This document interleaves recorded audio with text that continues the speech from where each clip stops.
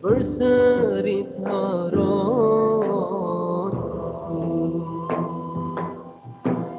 Jürme ubadete Sunden meşruf yalat Yaliye humdrita Ruhur bahen male Un bi pacedde Yes kamen be Yemma tabuku Ştafet kalmen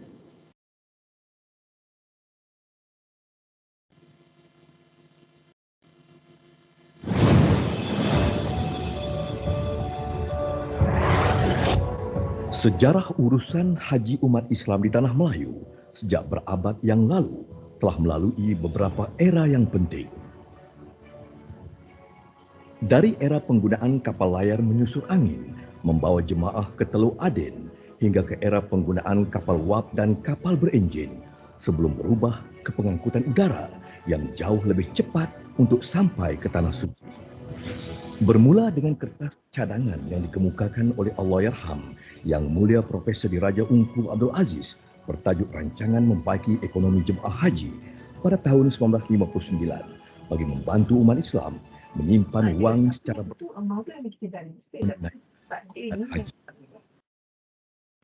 Rang Undang-Undang Perbadanan Wang Simpanan Bakal Haji kemudiannya diluluskan di bawah Akta Parlimen 1962 dan pengurus besar pertama yang dilantik, Hanafi bin Husin, telah mengumumkan penyimpanan wang di perbadanan ini bermula pada 30 September 1963.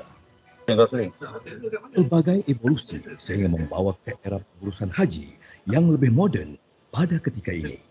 Yes, Tabung Haji has focused by deep setback from a small room, the third floor of the three-story building to skyscraper now. This I give credit to all those who involved in Tabung Haji. Selama 6 dekade memberi khidmat kepada umat Islam negara, kini tabung haji terus melangkah gagah.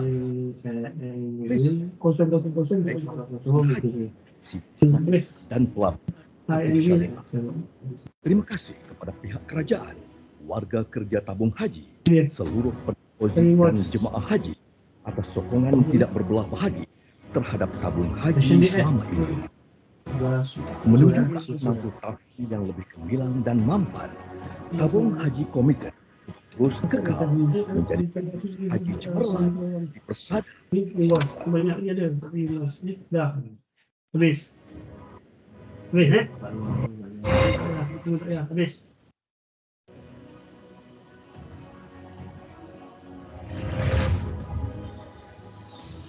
Ni, yang satu lagi. Kalau dia fikir betul,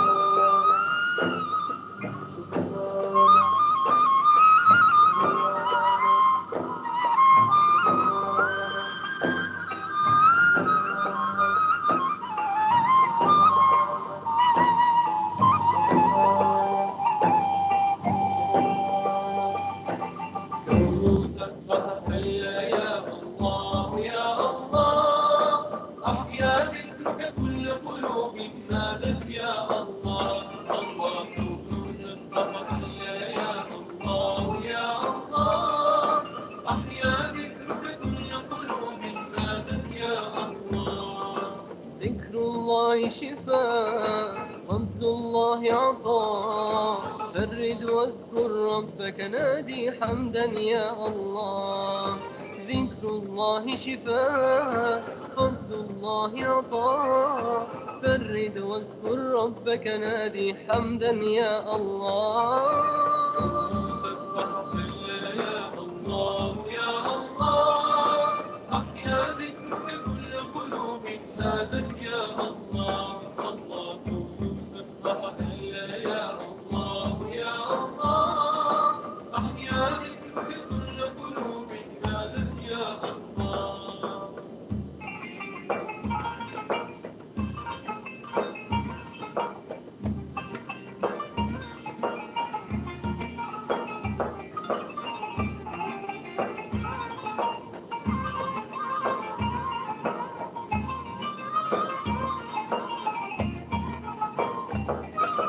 رب منا قريب، إن ندعوه يجيب، طيف دا ربي أحياني صار لقلبي طبيب.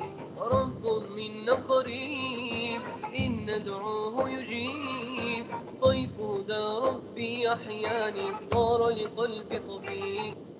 Duluan kepada air, lebih lagi di musim kemarau.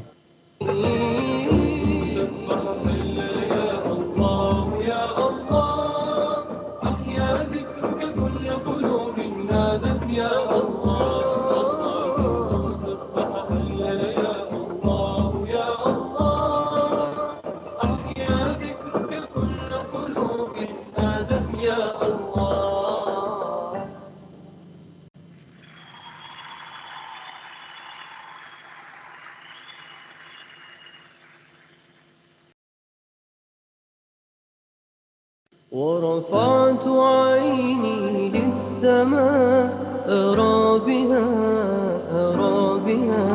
شربا تطرز بالسماء جمالا. ورأيت بدرا نوره يحكي لنا أن الخلائق من يديه تعالى. سبحان الله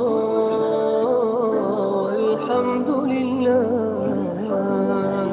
لا إله إلا الله، والله أكبر. سبحان الله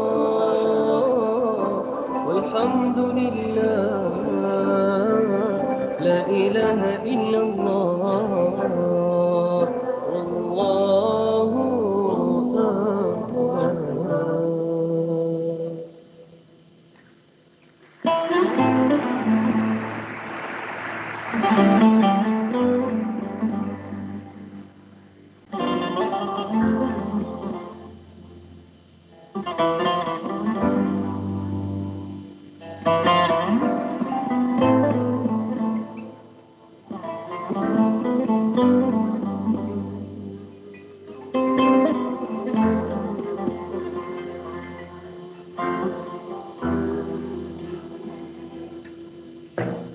سيدي هذا الجمال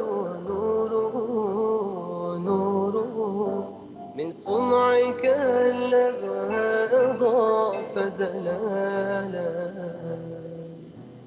من صنع ربي جل في عليائه وتبارك الاسم العظيم كمال سبحان الله والحمد لله لا إله إلا الله والله أكبر سبحان الله والحمد لله لا إله إلا الله والله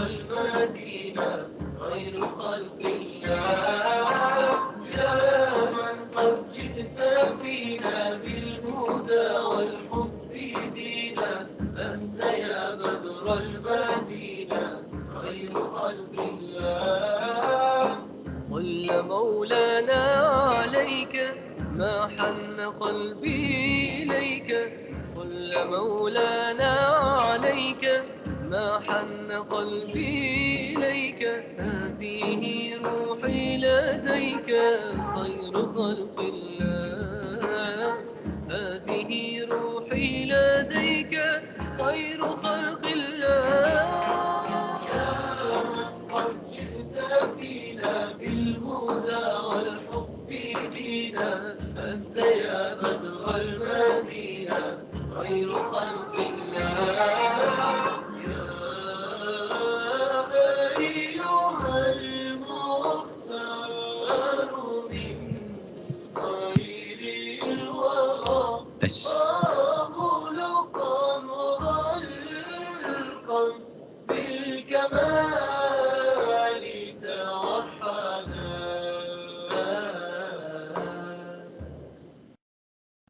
Baik, bismillahirrahmanirrahim. Assalamualaikum warahmatullahi wabarakatuh. Tuan-tuan dan puan-puan, sedikit makluman sebelum kita mulakan acara program kita iaitu Bicara Keluarga Sakinah. Pertama, suka diingatkan yang pertama, pastikan nada telefon tuan-tuan dan puan-puan berada dalam keadaan senyap ataupun mode silent, kerana program kita pada hari ini dilangsungkan secara dua kaedah, iaitu secara langsung di Dewan dan insya-Allah turut berada di talian melalui Microsoft Teams.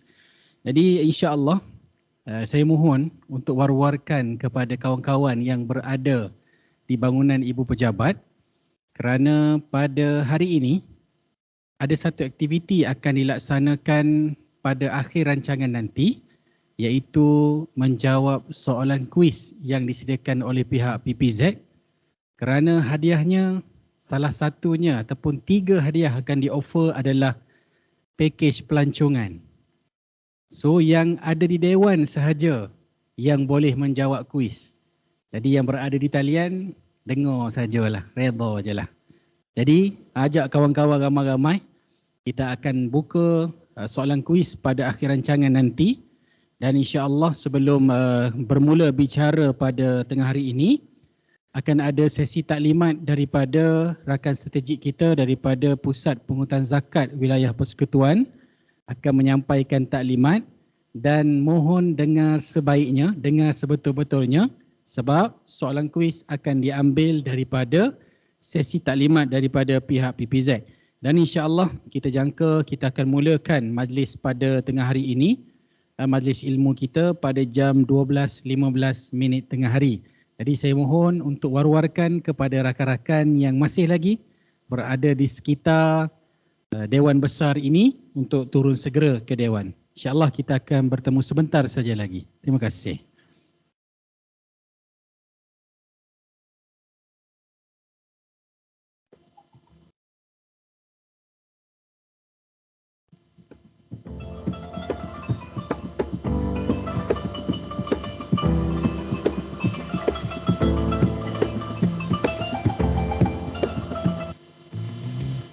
So, what do we have here? Kaspersky EDR Optima, next generation incident card, data from threat intel economic response. Sejarah urusan haji umat Islam di tanah Melayu sejak berabad yang lalu telah melalui beberapa era yang penting. Dari era penggunaan kapal layar menyusur angin membawa jemaah ke Teluk Aden hingga ke era penggunaan kapal wap dan kapal berenjin sebelum berubah ke pengangkutan udara yang jauh lebih cepat untuk sampai ke Tanah Suci. Bermula dengan kertas cadangan yang dikemukakan oleh Allahyarham Yang Mulia Profesor Diraja Ungku Abdul Aziz bertajuk Rancangan Membaiki Ekonomi Jemaah Haji pada tahun 1959 bagi membantu umat Islam menyimpan wang secara beransur-ansur untuk menunaikan ibadat haji. Rang Undang-Undang Perbadanan Wang Simpanan Bakal-Bakal Haji kemudiannya diluluskan di bawah Akta Parlimen 1962 dan pengurus besar pertama yang dilantik, Hanafiah bin Husin, telah mengumumkan penyimpanan wang di perbadanan ini bermula pada 30 September 1963. Pelbagai evolusi sehingga membawa ke era pengurusan haji yang lebih moden pada ketika ini. Yes, Tabung Haji has progressed by leaps and bounds from a small room, the 3rd floor of the 3-story building, to skyscraper now. This I give credit to all those who involved in Tabung Haji. Selama 6 dekad memberi khidmat kepada umat Islam negara, kini Tabung Haji terus melangkah gagah mengharumkan nama Malaysia dalam aspek pengurusan haji, simpanan dan pelaburan patuh syariah. Terima kasih kepada pihak kerajaan, warga kerja tabung haji, seluruh pendeposit dan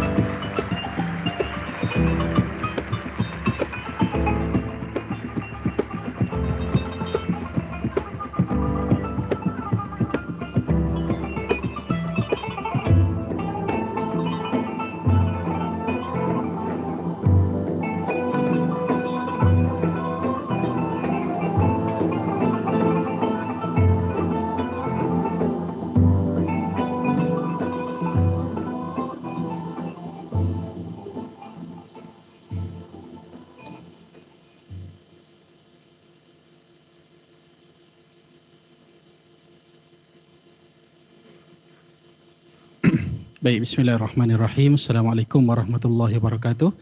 Baik tuan-tuan dan puan-puan, insya-Allah majlis kita akan bermula sebentar saja lagi. Kita menantikan tetamu jemputan kita ataupun penceramah jemputan untuk masuk ke dewan sebentar sahaja lagi, insya-Allah.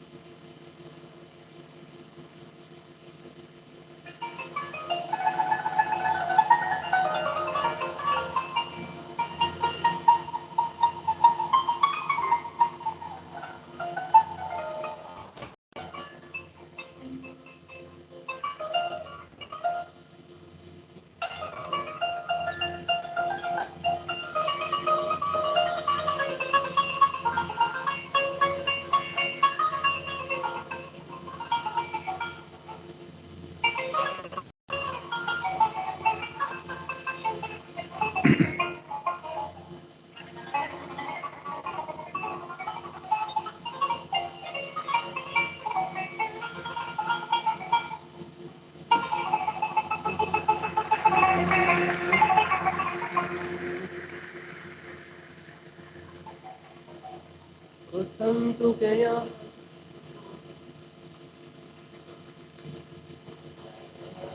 وجب الشكر علينا ما دعا لله داء طلع البدر علينا من ثانيات الوداع وجب الشكر علينا ما Bismillahirrahmanirrahim. Assalamualaikum warahmatullahi wabarakatuh. Alhamdulillahi rabbil alamin wassalatu wassalamu ala asyrafil anbiya'i wal mursalin sayyidina Muhammadin wa ala alihi wa sahbihi ajma'in. Subhanaka la ilma lana illa ma 'allamtana innaka antal alimul hakim wa la hawla wa la quwwata illa billahil aliyyil azim. Bagi menambah keberkatan, marilah sama-sama kita mulakan majlis ilmu kita pada tengah hari ini dengan membaca Ummul Kitab Al-Fatihah. Bismillahirrahmanirrahim. Alhamdulillahirabbil alamin. Ar-Rahman. Iyyaka na'budu wa iyyaka nasta'in. Shiratal ladzina.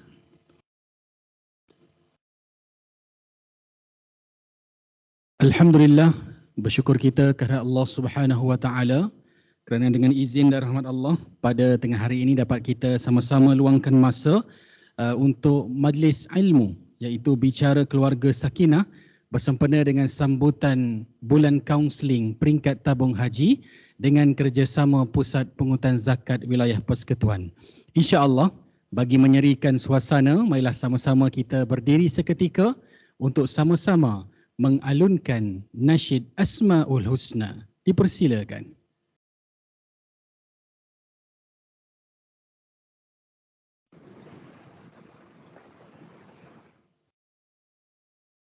يا من هو الله الذي لا إله إلا هو الرحمن الرحيم الملك القدوس السلام المؤمن المهيمن العزيز الجبار المتكبر الخالق البارئ المصور الغفار القهار الوهاب الرزاق الفتاح العليم القابض الباسط الخافض الرافع المعز المذل السميع البصير الحكم اللطيف الخبير العليم العظيم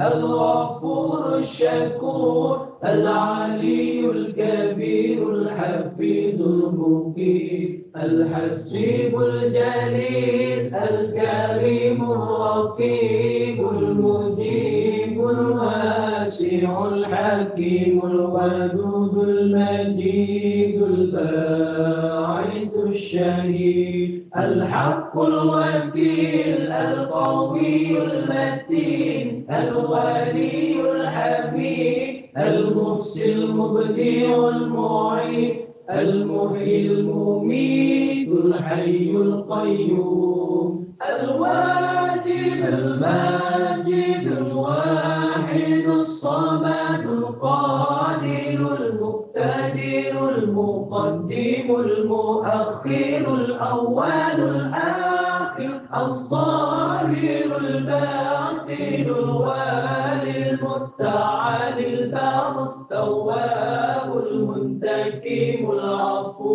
الرؤوف المالك الملك ذو الجلال والإكرام المقسط الجامع الغني المغني المانع الضار النافع النور الهادي البديع الباقي الوارث الرشيد الصبور الذي ليس كمثله شيء والسميع البصير اللهم صل أفضل الصلاة على أسعد المخلوقات كسيدنا محمد وعلى آله وصحبه وسلم عدد معلوماتك ومداد كلماتك كلما ذكرك ذاكرون وغفل عن ذكره الغافلون.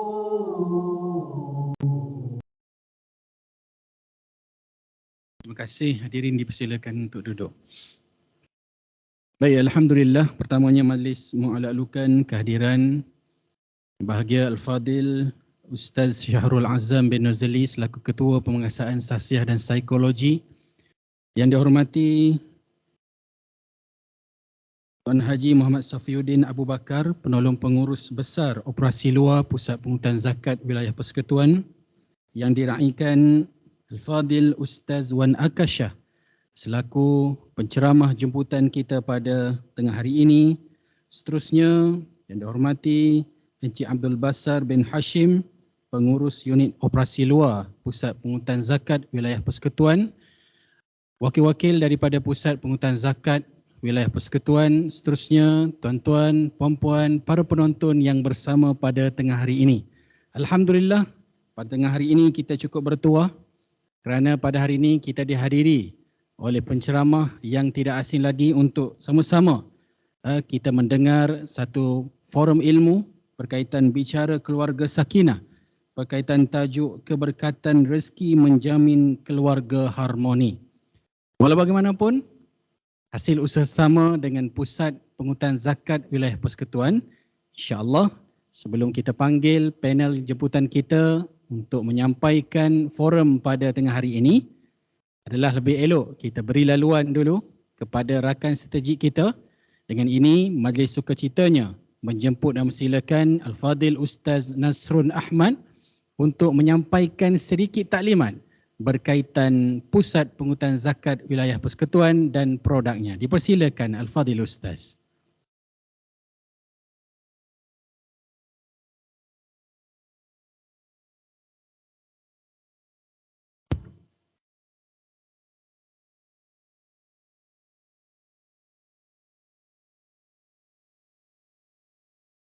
Bismillahirrahmanirrahim. Assalamualaikum warahmatullahi wabarakatuh. Alhamdulillah wassalatu wassalamu ala Rasulillah. Allahumma salli ala sayidina Muhammad wa ala ali sayyidina Muhammad. Rabbi shrah li sadri wa yassir li amri wa hlul 'uqdatam min lisani yafqahu qawli, amma ba'd. Terima kasih kepada saudara pengurusi majlis yang berbahagia, Ustaz ataupun Tuan Syahrul Azam, seterusnya Ustaz Safiuddin Abu Bakar, yang kita nantikan pada hari ini Ustaz Wan Akasha, insya-Allah akan bersama-sama dengan kita untuk program pada pagi yang berbahagia ini, yang berbahagia Encik Basar daripada PPZ. Tuan-tuan, perempuan yang dirahmati Allah Subhanahu Wa Taala, yang pastinya tidak dapat saya sebutkan satu persatu kerana hari ini mungkin hari pertama kita berjumpa, kita bersua muka. Walau bagaimanapun, saya mohon kepada tuan-tuan dan perempuan untuk memberikan tumpuan tak lama, lebih kurang dalam 10 minit. Kalau saya terlepas pun 11 ke 12 minit.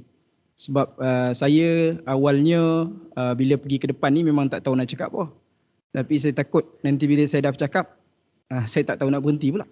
Jadi saya mohon tuan-tuan, perempuan yang dirahmati Allah Subhanahu Wa Taala pada hari ini, untuk kita dengar betul-betul, kerana mungkin poin saya ni nanti akan dijadikan soalan.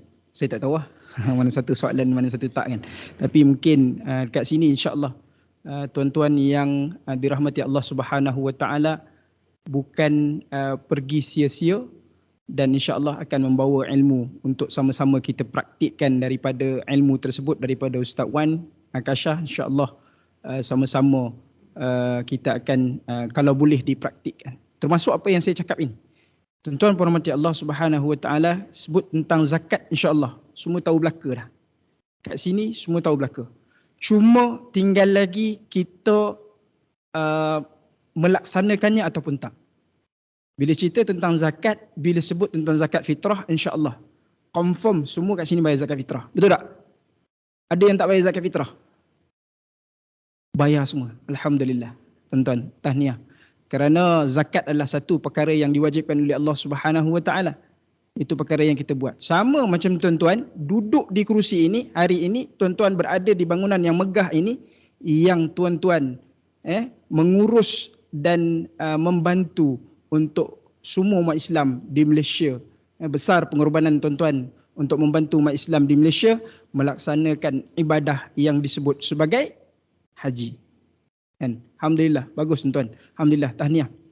Cuma apa yang saya nak sampaikan pada hari yang berbahagia ini, 5 ke 10 minit ini, saya nak sebut tentang satu perkara yang mana dianya menjadi salah satu ataupun sahabat baik kepada amalan yang telah tuan-tuan dan perempuan buat. Iaitu apa? Sedekah yang dipanggil sebagai sedekah jariah. Kita kena faham tentang sedekah ini, dia ada dua hukum. Minta maaf Ustaz kalau saya tersalah, tolong tegur saya sebentar lagi. Maklumlah orang muda. Kan? Orang muda ni selalu buat silap.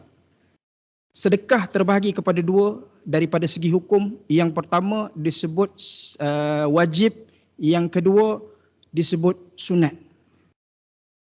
Dua pembahagian pada sedekah ini. Dalam payung sedekah ada yang mana sedekah wajib diberikan, yang kedua sedekah ini sunat diberikan. Yang biasa kita faham sunat ini adalah buat tak ada masalah, tinggal pun tak ada masalah. Maksudnya buat dapat pahala, tinggal tidak menjadi dosa. Dia tidak sama macam bayar zakat tuan-tuan. Saya lagi concern dengan perempuan ni. Sebab dia orang selain daripada ada duit, dia orang ada yang dinamakan sebagai emas. Kan? Rantai-rantai tu, gelang-gelang tu, cincin-cincin tu, subang-subang tu, rajin-rajinlah timbang. Kod-kod takut-takut yang disimpan dan yang dipakai itu melebihi nisab yang kita tak bayar. Kita risau itu perempuan. Sebab kita takut bila kita tutup mata tak buka lagi, kita risau. Itu yang tersangkut. Kan? Bila Allah tanya, saya dah buat potongan gaji zakat. Saya dah bayar zakat pendapatan. Saya dah bayar zakat lain. Saya dah bayar zakat fitrah. Saya dah bayar semua. Tetapi Allah kata ada satu yang kamu tertinggal, iaitu yang biasa kamu pakai. So jaga, hati-hati. Perempuan yang dirahmati Allah Subhanahu Wa Taala. Itu yang wajib. Yang wajib Allah Subhanahu Wa Taala tetapkan dalam payung sedekah adalah zakat. Zakat adalah perkara yang wajib, diwajibkan oleh Allah Subhanahu Wa Taala. Wa aqimus salah wa atuz zakah.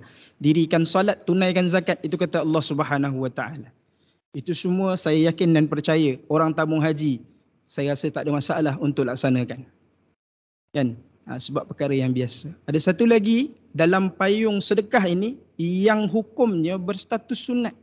Ustaz, sunat tak ada masalah. Buat dapat pahala, tinggal saya rasa tak ada masalah. Jangan tuan-tuan, rugi. Dalam sebuah hadis qudsi Allah sebut, innama yataqarrabu ilayyal abdi bin nawafil. Kita nak Allah kenal, kita nak Allah sayang, kita nak Allah tahu kita, keberadaan kita di dunia ini, bin nawafil, Nabi sebut dalam hadis qudsi tersebut, dengan memperbanyakkan perkara sunat. Wajib, compulsory tuan-tuan kena buat. Betul tak? Zakat tuan-tuan memang kena buat. Tetapi sedekah, tuan-tuan rahmati Allah Subhanahu Wa Taala, saya yakin ramai yang buat, tapi saya yakin juga ramai yang pandang benda ini sebelah mata. Dalam sunat ada dua, ulama kata, yang pertama sedekah jariah, yang kedua sedekah munqati'ah. Sedekah jariah ni apa tuan-tuan rahmati Allah sedekah munqati'ah ni apa tuan-tuan rahmati Allah Subhanahu Wa Taala? Yang ulama kata, hang beri pahalanya sementara aja. Hang beri pahalanya ketika itu sahaja. Maksudnya manfaat sedekah yang tuan-tuan beri, pahalanya ataupun manfaatnya tidak berpanjangan, lalu sedekahnya kata ulama terputus ketika itu sahaja. Ada satu lagi yang disebut sebagai sedekah jariah yang Nabi sebut. Nabi sebut apa? Idza matal insan in qata'a amaluhu illa min thalath, sadaqatin jariyatin, ilmun yuntafa'u bih, waladin salihin yad'u lahu, atau kama qala. Tiga perkara Nabi kata ini yang kita bawa jumpa Allah Subhanahu Wa Taala bila kita mati besok. Siapa yakin tak mati? Saya seorang yang angkat tangan. Saya pun mati juga, tuan-tuan perhormati Allah Subhanahu wa taala. Soalnya bila? Wallahu alam. Dan persediaan kita nak bawa yang pertama sedekah jariah, yang kedua ilmu yang bermanfaat. Hari inilah tuan-tuan. Tuan-tuan nak dapat ilmu daripada ustaz kita nanti, boleh amalkan supaya menjadi jariah untuk dia. Sebab kata ulama, ilmu bukan hanya ada pada kita, tetapi kita perlu ajar dan orang yang diajar itu perlu mengamalkan. Barulah dapat ilmu kepada si guru. Kalau kita ada ilmu, itu belum masuk lagi perkara yang Nabi SAW sebut dalam hadis tadi. Kata Imam An-Nawawi rahimahullahu ta'ala. Kemudian doa anak yang soleh. Hari ini saya nak cakap pasal apa? Saya nak cakap pasal wakaf. Iaitu perkara pertama yang Nabi sebut, iaitu sedekah jariah. Yang Imam Nawawi kata, tidak ada satu pun sedekah yang berada di dunia ini selain daripada wakaf yang pahalanya berkekalan. So, saya nak ajak tuan-tuan berwakaf hari ini. Kan? Wakaf tuan-tuan. Pahalanya berpanjangan. Pahalanya berpanjangan. Kemudian hari ini kita nak cerita tentang keluarga sakinah, keluarga bahagia semua sebagainya. Dengan berwakaf, insya-Allah Allah turunkan sakinah itu. Dengan banyak kita beri pada Allah, mudah-mudahan Allah ganti bukan hanya mungkin dengan duit, tetapi Allah ganti dengan kebahagiaan keluarga. Itu yang penting. Tuan rahmati Allah Subhanahu wa taala. Tabung haji HR dia dah ada kod untuk potongan gaji wakaf. Jadi tuan-tuan boleh berwakaf. Tak ada masalah. Nak wakaf RM5, RM10, tapi saya yakin dan percaya orang yang berada di dalam bangunan yang megah ini, yang dah buat potongan gaji sebelum-sebelum ni pun, kita ada data kita, tuan-tuan boleh buka sistem HR, boleh masuk untuk wakafkan tuan-tuan punya gaji. Tuan-tuan, saya rasa RM10 tidak memadai. Kalau saya lah. Tapi kalau tuan-tuan nak bagi, sebenarnya RM5 pun dah cukup. Kan? RM1 untuk diri sendiri, RM1 kita bagi untuk suami ataupun isteri kita, RM1 untuk ibu, jangan lupa, RM1 untuk ayah, jangan lupa. Sebab Nabi sebut yang ketiga tadi adalah anak yang soleh yang mendoakan kedua ibu bapanya. Bukan hanya doa, tetapi apa sahaja yang dibuat ibadah oleh anak tersebut, maka akan dialirkan pahala kepada kedua ibu bapanya sekiranya dia beri, kata Imam An-Nawawi rahimahullahu taala. Kemudian RM1 lagi untuk ayah, ibu ayah tadi RM1, kemudian RM1 lagi untuk anak-anak, so cukup RM5. Tuan-tuan rahmati Allah Subhanahu wa taala. Jangan lupa, saya minta hari ni bila balik office jangan lupa ada benda ni kan tuan-tuan. So jangan lupa tuan-tuan, ini adalah benda wakaf. Kita PPZ Mawib sejak daripada bulan 12 tahun lepas, kita mula mengutip wakaf ini di bawah PPZ Mawib. So kalau nak berwakaf lepas ni boleh ke PPZ Mawib, bukan hanya bayar zakat. Maknanya benda yang wajib, benda yang sunat juga tuan-tuan dan puan-puan rahmati Allah Subhanahu wa taala boleh buat. So jangan lupa. Dan zakat, kami di zakat ada mempromosikan untuk kali ini, tahun ini, 1 bulan 1 wakaf. Iaitu apa? Yang tuan-tuan dapat pamphlet hari ini. Untuk bangunkan kafa dan untuk bangunkan surau Asy-Syakirin Keramat Wangsa. Ustaz nak berwakaf tunai boleh? Boleh, kat belakang nanti ada tabung, tuan-tuan boleh buat. Takut-takut tak sempat nak buat potongan gaji kan. Balik-balik nanti naik atas tangga tiba-tiba kena sakit jantung tuan-tuan. Orang zaman sekarang sakit jantung tu tiba-tiba, bukan dia ada sakit jantung pun, tiba-tiba bateri mati tuan-tuan. Jadi sebelum tu boleh pergi ke kaunter kita, boleh masukkan wang tunai dalam tabung, niatkan wakaf untuk kafa Asy-Syakirin ini, kan, untuk surau Asy-Syakirin ini. Kerana apa sahaja kebaikan yang dibuat di situ, insya-Allah akan mengalir pahalanya kepada tuan-tuan dan puan-puan. Kalau niat wakafkan untuk kedua ibu bapa, jangan lupa, maknanya insya-Allah Allah Subhanahu wa taala akan alirkan pahala kepada kedua ibu bapa tuan-tuan dan puan-puan.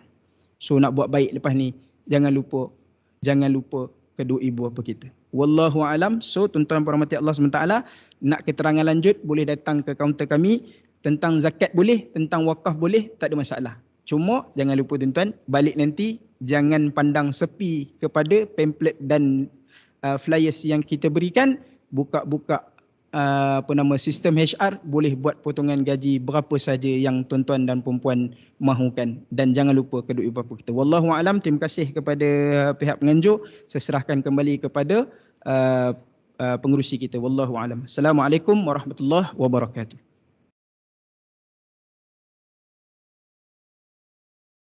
Alhamdulillah, terima kasih diucapkan kepada Al-Fadhil Ustaz Nasrun Ahmad yang berkongsi kepada kita semua tentang manfaat berwakaf. Jadi tuan-tuan, dah dengar kan taklimat daripada Ustaz? Ingat betul-betul kerana ada sesuatu menanti dalam program kita pada tengah hari ini, insya-Allah. Baik tuan-tuan dan puan-puan yang dirahmati Allah sekalian, insya-Allah kita akan teruskan agenda kita pada tengah hari ini untuk forum berkaitan bicara keluarga sakinah. Kalau dilihat pada iklan, terpampang dua insan ataupun pasangan yang cukup kita kenali dalam banyak rancangan televisyen ataupun mudah dikenali sebagai rancangan Semanis Kurma. Tetapi hari ini yang bahagia Datuk tidak dapat bersama kerana masalah kesihatan yang tidak mengizinkan. Namun tetap hadir bersama adalah insan seperjuangannya, iaitu Al-Fadhil Ustaz Wan Akasha. Jadi insya-Allah untuk meneruskan agenda forum bicara kita pada tengah hari ini, majlis dengan sukacitanya menjemput dan persilakan Al-Fadhil Ustaz Syahrul Azam bin Nurzali selaku Ketua Pemangkasaan Sasiah dan Psikologi merangkap moderator untuk bicara pada tengah hari ini bersama dengan Al-Fadhil Ustaz Wan Akasha untuk tampil ke pentas utama. Dipersilakan.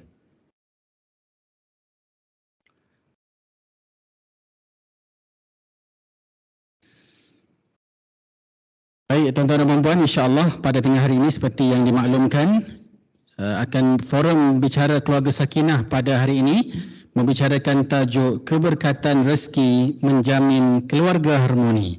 Dengan ini saya serahkan kepada moderator majlis. Dipersilakan Ustaz.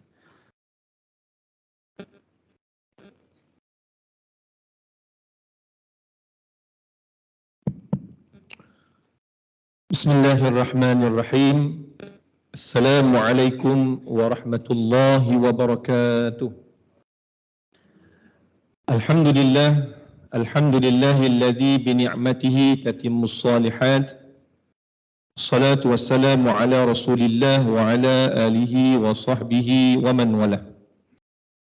Yang saya hormati, pertamanya ucapan terima kasih kepada rakan saya Sahabat Fadilah Ustaz Syafiq Syawal selaku pengacara majlis pada tengah hari ini.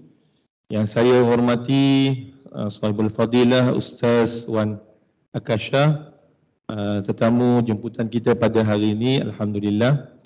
Seterusnya yang kita hormati juga Ustaz Sofiuddin, pimpinan daripada PPZ bersama dengan rakan-rakannya, dan seterusnya tuan-tuan, puan-puan, warga kerja tabung haji yang saya kasihi sekalian.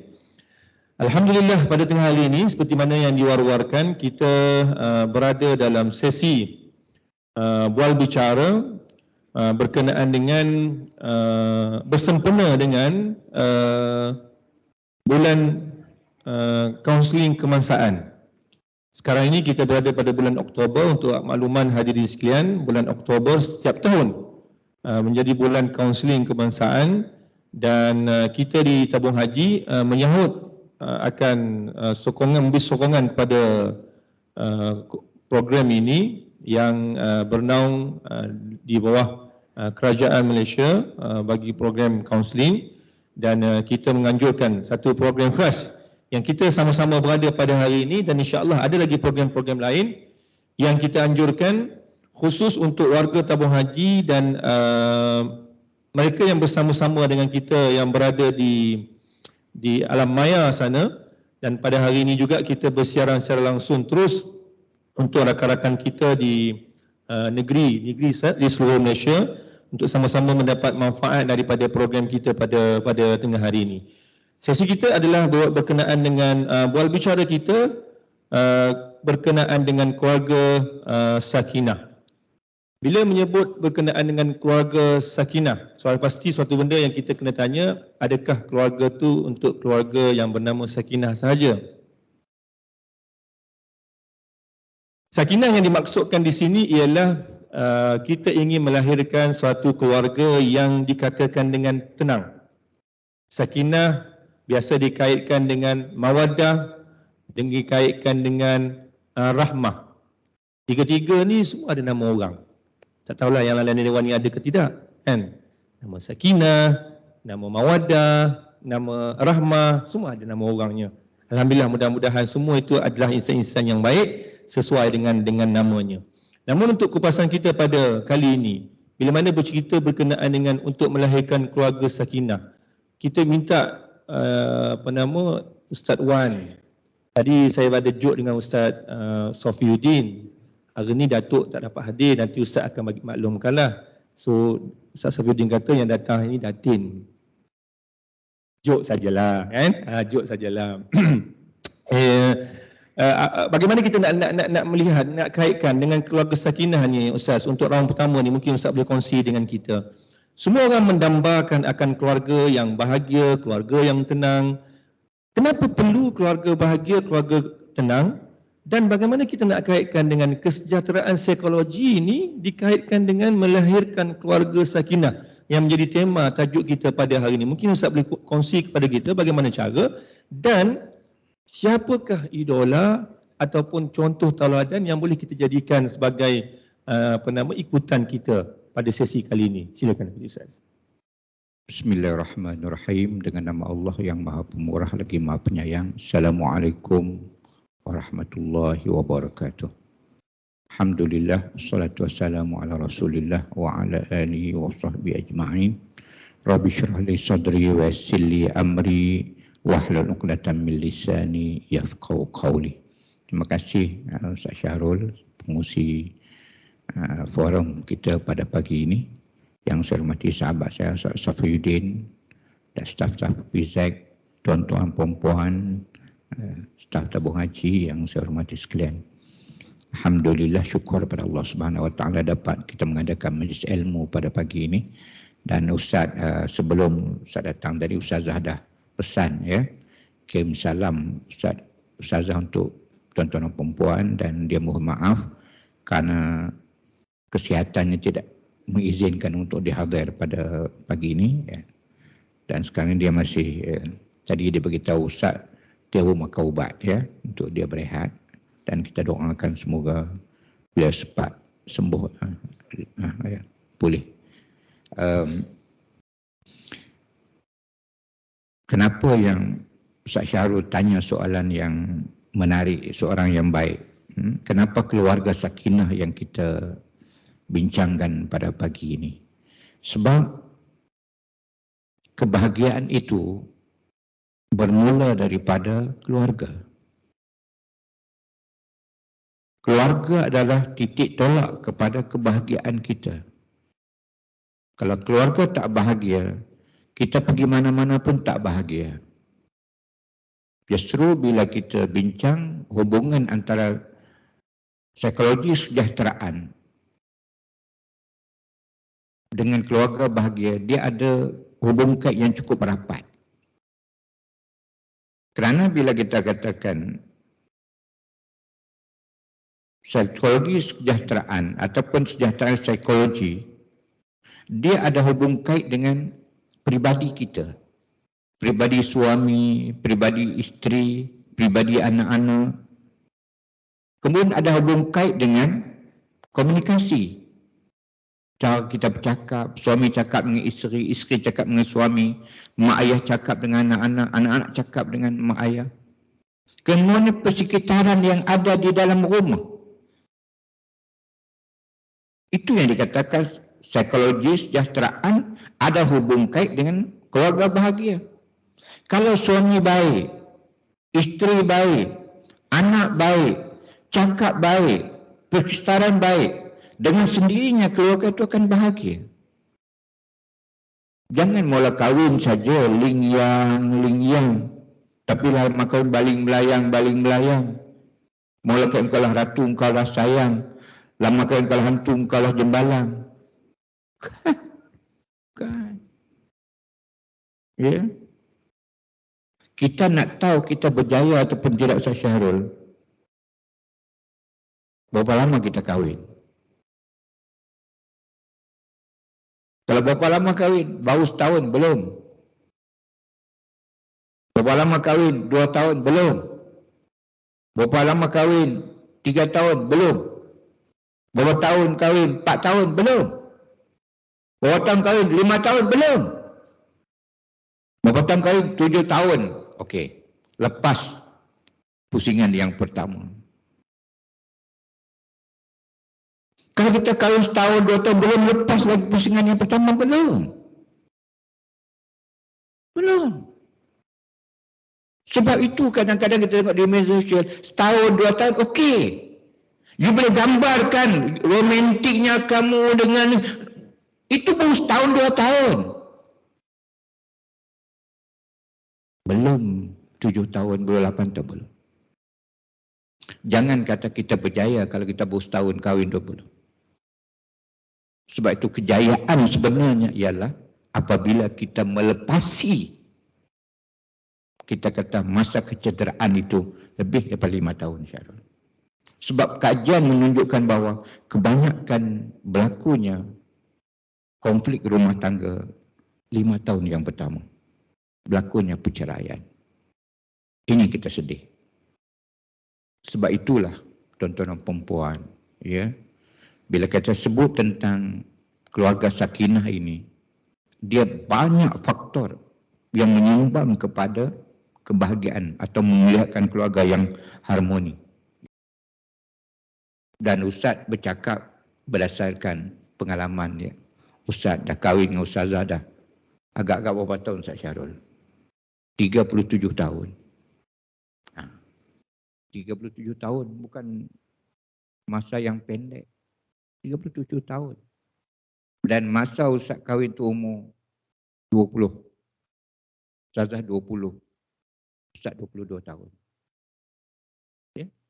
Asalnya Ustaz kahwin ni semua muda-muda ni dalam 20-an dia orang. Dia orang belum lahir lagi. Ya. Ya. Menantu 4, anak 4, cucu dah 10, isteri seorang. Kena beritahu lah. Ya. Ya. Tadi sebelum datang pun sudah ada pesan dah.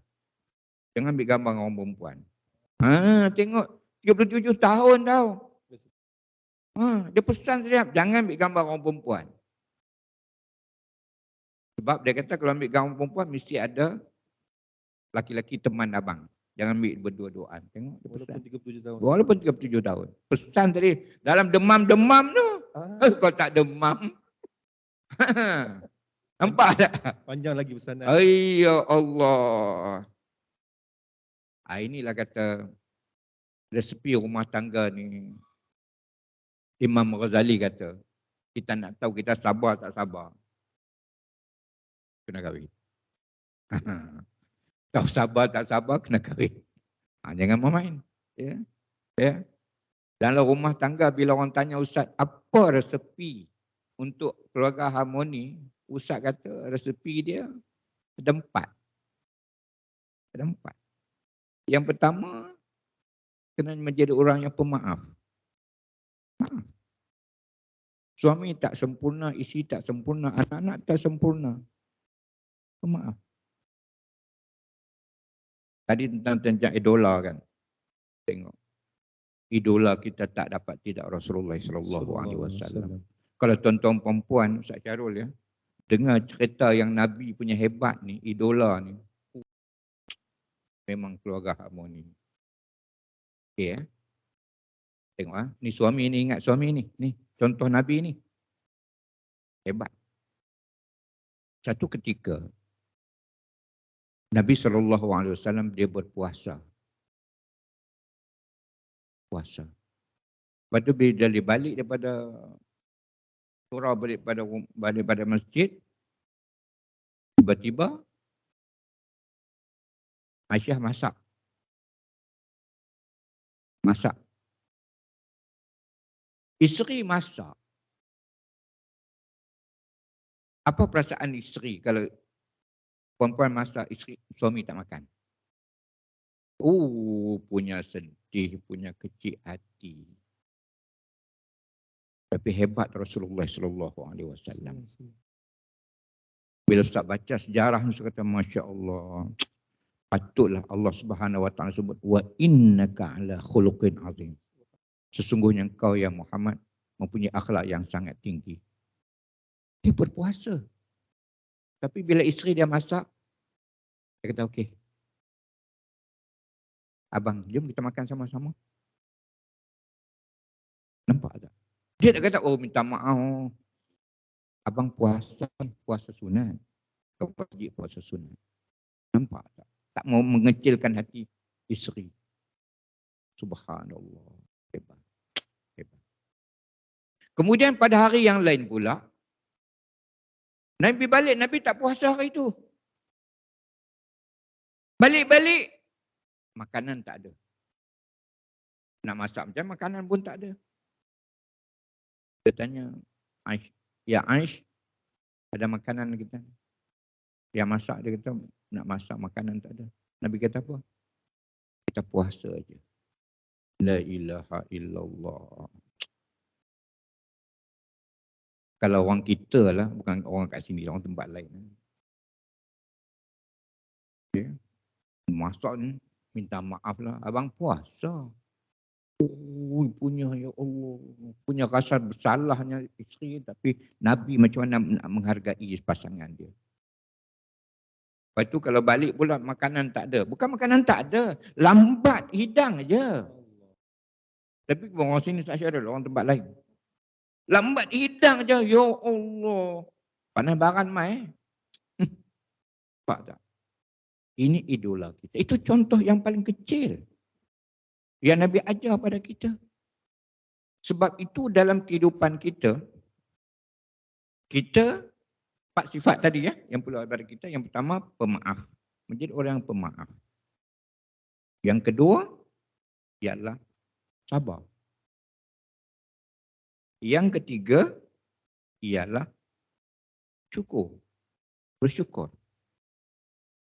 Sebab inilah pasangan kita. Inilah jodoh kita. Sebab Allah takdirkan jodoh ini jodoh kita. Syukur dengan suami, dengan isteri macam ni. Jodoh. Yang keempat, kena redha. InsyaAllah. Kalau ada 4 sifat ini ada pada kita, insyaAllah akan lahir keluarga yang kita bincangkan pada hari ini ialah keluarga harmoni. Allah alam. Terima kasih. Allahu alam. Alhamdulillah. Sekali dengar tu macam nasihat daripada seorang ayah. Dan sekali dengar tu macam orang muda juga Ustaz. Sebab bila Ustaz bagi tahu tadi demam-demam pun dia boleh bagi warning macam tu. Tapi untuk makluman tuan-tuan, Ustaz ni dia bukan kaleng-kaleng juga.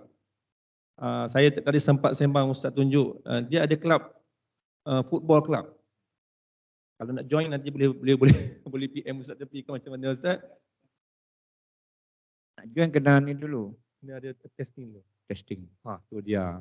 Kena tengok dia punya ni. Sebab saya tengok tadi Ustaz buat stretching pun saya jadi letih juga kan.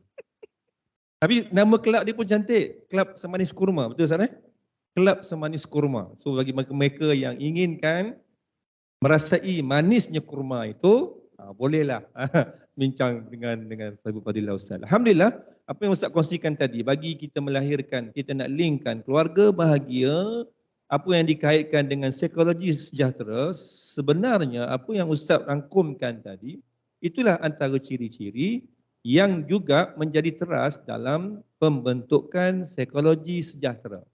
Bagi mereka yang inginkan psikologi sejahtera, Ustaz sebutkan tadi yang pertama sekali komunikasi. Komunikasi adalah satu benda yang penting. Ya, tidak dinafikan. Mutaakhir ini, cabaran kita paling besar adalah masalah komunikasi. Sebab kadang-kadang komunikasi ini kita dia tidak sampai dengan matlamatnya. Kita banyak bercakap di di skrin-skrin telefon dengan penggunaan ayat yang sama, tapi mungkin si pembaca membacanya dengan intonasi berbeza. Kan? Sebab itu dalam bab menjalinkan hubungan ini, kita dengan pasangan jangan sangat banyak kepada high tech. Kena banyak juga dengan high touch. Kan?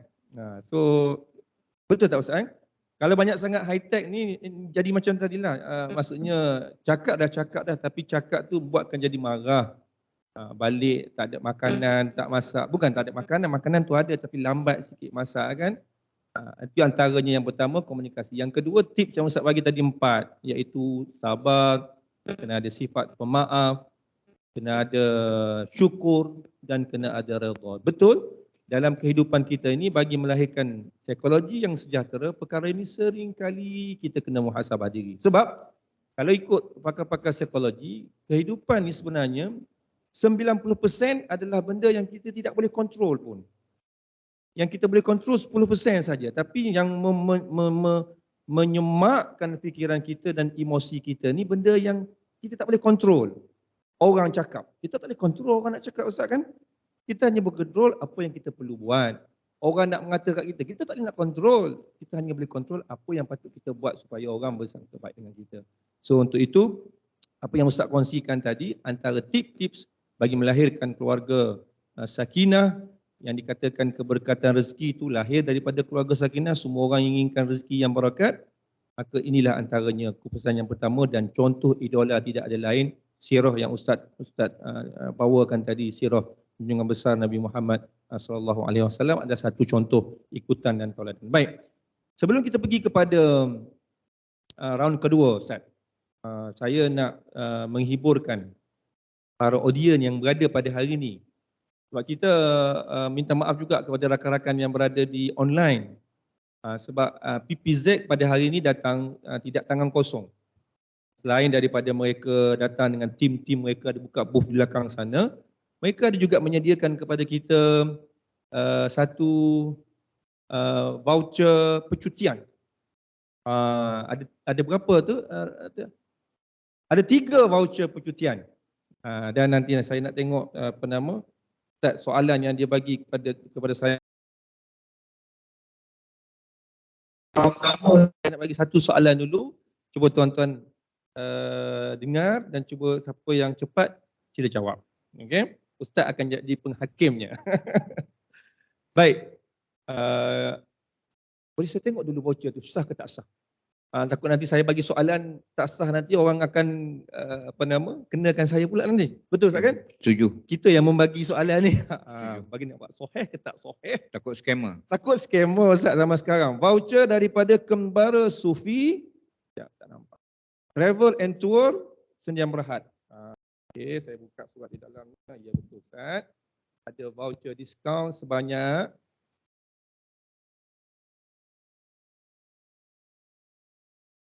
tak confirm kan scammer. Ustaz. Okey, saya kena sign ni. Okey. Bagi sah Ustaz. Lulus. Alhamdulillah. Baik. Bukan fulus, lulus. Bukan fulus, lulus. Alhamdulillah. Terima kasih Ustaz. Soalan yang pertama. Jadi, sebutkan 2 jenis wakaf yang wujud di PPZ. Ya, silakan. Yang terpantas di depan sini, ini pink yang, color, ya. tudung hitam. Tudung hitam ya. Assalamualaikum warahmatullahi wabarakatuh. Saya Nur Syafini daripada bahagian Jabatan Risiko dan Pematuhan. Maaf kalau saya salah.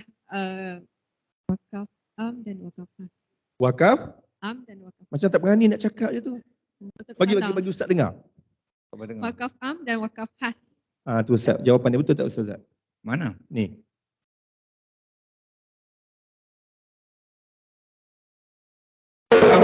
Sekali. InsyaAllah nanti kita akan buat wakil PBZ untuk menyampaikan. Luar biasa. Boleh pergi bercuti lepas ni lah. Alhamdulillah. Alhamdulillah. Tahniah dan syabas. Tahniah dan syabas. Terima kasih kepada Puan Syafini. Baik. Jom kita teruskan kepada majlis ilmu kita untuk kita dengar lagi coretan daripada Ustaz. Baik Ustaz, untuk round kedua ni, kita nak pergi kepada generasi sekarang ni lah. Ya, kita tidak nafikan kita kena hidup bersama dengan generasi masa kini. Dan orang yang lama perlu mencontohi tauladan yang terbaik. Dan generasi yang baru juga perlu mengikuti tauladan yang telah ditinggalkan yang baik-baik. Cuma persoalannya sekarang Ustaz, bagaimana kita nak tengok dan pandangan Ustaz selaku orang yang dah 37 tahun dalam berumah tangga, mempunyai 4 cahaya mata, 4 menantu, 10 cucu buat masa ni, Alhamdulillah. So kira cukup berpengalaman dan saya pun risau juga Ustaz sebut tadi ujian pertama 5 tahun pertama perkahwinan. So saya alhamdulillah lah yang ada kini tu dah lepas dah 5 tahun pertama tu. Alhamdulillah, tahniah. Tahniah lah tu. Tahniah. Baik, kita nak tengok Ustaz, bagaimana Ustaz boleh kongsikan kepada kita kestabilan ataupun kemantapan generasi masa kini yang akan kita warisi legasi dunia ini, Islam ini kepada generasi masa kini dari sudut sistem pendidikan sekarang. Adakah sistem pendidikan sekarang ni membantu mendidik generasi masa kini? Yang pertama. Yang kedua, dari sudut kestabilan pembentukan akhlak dan tata susila. Yang mana kita perlu sentiasa bercakap dari sudut akhlak dan tata susila ini. Kenapa? Kerana generasi masa kini akan mencorak kepada budaya, negara, especially agama kita di masa yang mendatang. Silakan Ustaz. Terima kasih. Pusingan yang kedua kan? Kita ada 10 pusingan ya. Pusingan yang kedua. Okey, sebenarnya kalau kita kaji dan kita baca dan kita ikut, kita ini sangat betul. Kita semua yang hadir dan yang menonton kita semua sangat betul. Iaitu kita, Allah anugerahkan kepada kita iaitu iman dan Islam. Itu anugerah yang tak boleh dibeli oleh wang ringgit. Bila Allah Subhanahu Wa Taala dah berikan kepada kita iman dan Islam, itu nikmat yang paling besar sekali. Sama ada generasi lama ke, generasi muda ke, generasi sekarang ke, yang akan datang ke, sekiranya mereka ini berpegang dengan apa yang Nabi sebut, apa yang Allah sebut, dia akan selamat untuk selama-lamanya. Taraktu fikum amraini in tamassaktum bihima lan tadillu abadan kitab Allah wa sunnata rasulih. Aku tinggalkan kepada kamu 2 perkara. Kamu tidak akan sesat untuk selama-lamanya. Ini jaminan Nabi, iaitu berpegang kepada Al-Quran dan sunnah Rasulullah SAW. Justru generasi muda jangan tinggalkan 2 pusaka ini, Al-Quran dan Sunnah. Apa yang perlu kita buat? Yang pertama sekali, untuk kita menghadapi cabaran yang penuh dengan ujian dan cabaran ini, lebih-lebih akhir zaman ini, lebih-lebih lagi kita akan menghadapi tahun 2024 yang penuh dengan cabaran. Yang mana Nabi SAW telah bersabda bahawa akan lahir seorang mujaddid pada tahun depan, 2024. Setelah kita kehilangan 100 tahun Khalifah Utsmaniyah di Turki 1924. Tahun depan cukup 100 tahun, 1 abad. Akan lahir seorang mujaddid. It's true. Ada pandangan Ustaz ya? Ada pandangan saya. Apa yang berlaku di Gaza sekarang adalah permulaan pada perjuangan yang panjang. Justru kita sebagai umat bersedialah untuk menghadapi ujian yang mencabar, lebih-lebih lagi tahun depan, dengan kita kekalkan keimanan dan pergantungan kita kepada Allah Subhanahu Wa Taala. Justru yang pertama sekali Ustaz pesan untuk kita kekalkan kemantapan akidah dan kepercayaan kita. Yang pertama sekali, semayang jangan tinggal. Semayang 5 waktu jangan tinggal. Ya. Semayang, cari semalam 5 waktu. Jangan semayang tak menentu.